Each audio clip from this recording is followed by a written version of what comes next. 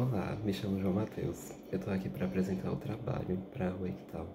Eu sou discente da UFAP, eu sou do curso de Engenharia de Alimentos no bacharelado e eu quero apresentar o meu trabalho sobre avaliação do potencial amilolítico em fungos isolados de alimento. Bom, começando com o objetivo do trabalho. O objetivo do trabalho é onde a gente tenta ver quais são os fungos que conseguem produzir amilase, esses fungos isolados de alimento. A gente fez esse trabalho na UFAP, na Universidade Rural mesmo, onde a gente usou o LEBA, que é o Laboratório de Microbiologia da faculdade. Para a metodologia do nosso trabalho, a gente contou com algumas etapas. A gente começou com a identificação morfológica para a gente conseguir identificar que tipo de fungo a gente estava trabalhando. A gente isolou fungos como, por exemplo, queijo, cabaça, batata doce, pão, sorvete. A gente chegou a isolar outros, porém não tiveram resultado, então a gente trabalhou com esses.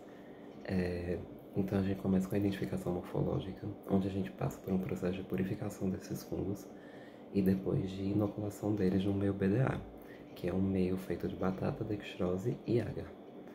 Após a identificação morfológica, a gente consegue fazer a nossa suspensão de esporos.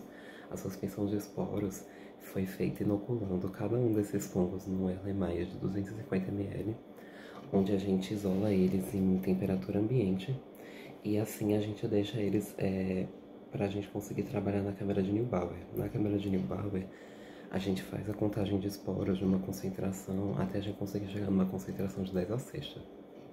Passada a suspensão de esporos, a gente vai para o desenvolvimento das colônias, onde a gente tenta observar esse crescimento das colônias numa placa de Petri. A gente tem o meio da placa de Petri todo detalhado no nosso trabalho escrito. Todos os meios que eu falo aqui estão detalhados no trabalho escrito, onde a gente armazena eles em temperatura ambiente também e numa umidade de mais ou menos 85%. A medição das colônias a gente começou quando pelo menos um fungo conseguiu atingir o diâmetro de 5 milímetros. Assim que os fungos conseguem atingir esse diâmetro, a gente vai para a fermentação submersa.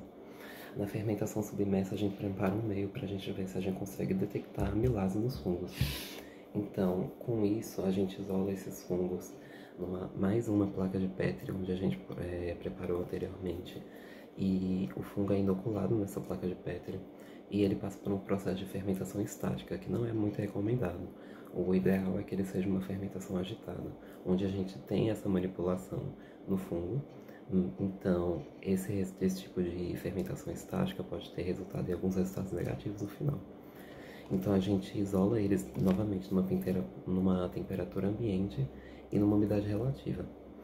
Então a gente isolou eles por 5 dias até que a gente consegue chegar no nosso índice enzimático, onde a gente preparou mais um meio para a gente finalmente conseguir detectar o crescimento desses fungos.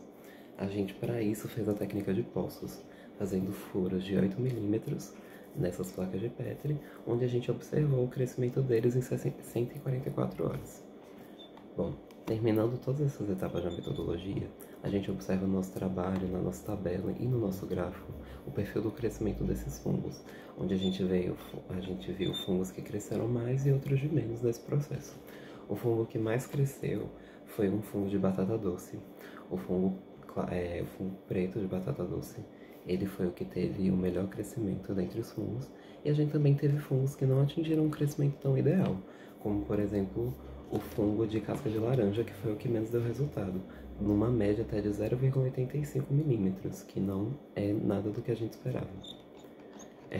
E para concluir o trabalho, a gente pode considerar algumas coisas, que, por exemplo, a fermentação estática pode ter alterado esses valores, numa fermentação agitada o crescimento dos fungos poderia ter sido maior, e também manuseamento, tipo de armazenamento no fungo, tudo isso pode ter ocasionado para um crescimento não tão desejável quanto o fungo.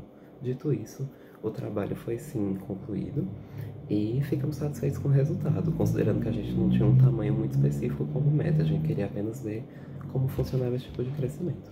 Tendo isso dito, a gente observou em alguns tipos de fungos o crescimento e outros não. Os mais interessados podem olhar o meu trabalho escrito para conseguir ver melhor cada um com seus detalhes. Obrigado, e é isso.